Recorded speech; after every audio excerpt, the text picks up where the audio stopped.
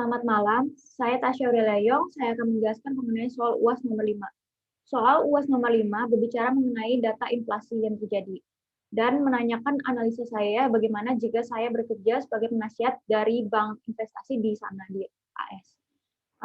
Pertanyaan A adalah apa saran saya kepada perusahaan apakah dengan cara meminjam atau menerbitkan obligasi atau saham dan berikan analisa saya. Menurut saya, ketika inflasi tinggi, maka tingkat interest rate pada pinjaman maupun obligasi juga meningkat. Sehingga cost of capital yang harus ditanggung juga tinggi. Selain itu, present value dari obligasi dan pinjaman juga menjadi kecil karena tingginya discount rate pada obligasi. Dan demikian, penerbitan saham menjadi pilihan yang paling optimal ketika inflasi tinggi. Karena dividen yang diberikan setiap tahun serta return yang diharapkan investor tidak terpengaruh secara signifikan oleh inflasi tersebut. Untuk pertanyaan B adalah sebutkan resiko yang akan dihadapi oleh bank investasi dan kepada perusahaan. Menurut saya resiko yang dihadapi oleh bank saat investasi adalah dengan meningkatnya inflasi, maka tingkat bunga juga harus meningkat. Sehingga ada resiko bank yang ditanggung dalam bentuk perbedaan tingkat bunga dalam penyesuaian. Bagi perusahaan, informasi mengenai perubahan tingkat inflasi akan berpengaruh signifikan dalam pengambilan keputusan permodalan perusahaan tersebut.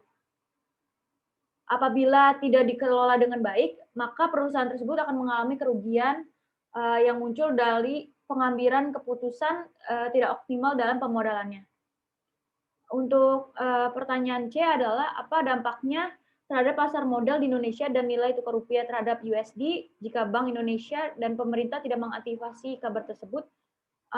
Apabila informasi tersebut tidak diantisipasi oleh Bank Indonesia dan pemerintah, maka para pengambil kesempatan akan melakukan arbitrage dengan mata uang, di mana pengambil kesempatan tersebut dapat meminjam uang di Indonesia dengan bunga yang rendah, kemudian mendepositokan uang tersebut di Amerika Serikat dengan bunga yang lebih tinggi.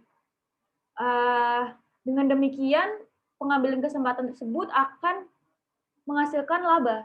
Namun dampak yang buruk yang dapat muncul adalah karena adanya capital outflow dari Indonesia ke Amerika Serikat, maka nilai rupiah akan terdepresiasi relatif dibandingkan dengan nilai rupiah.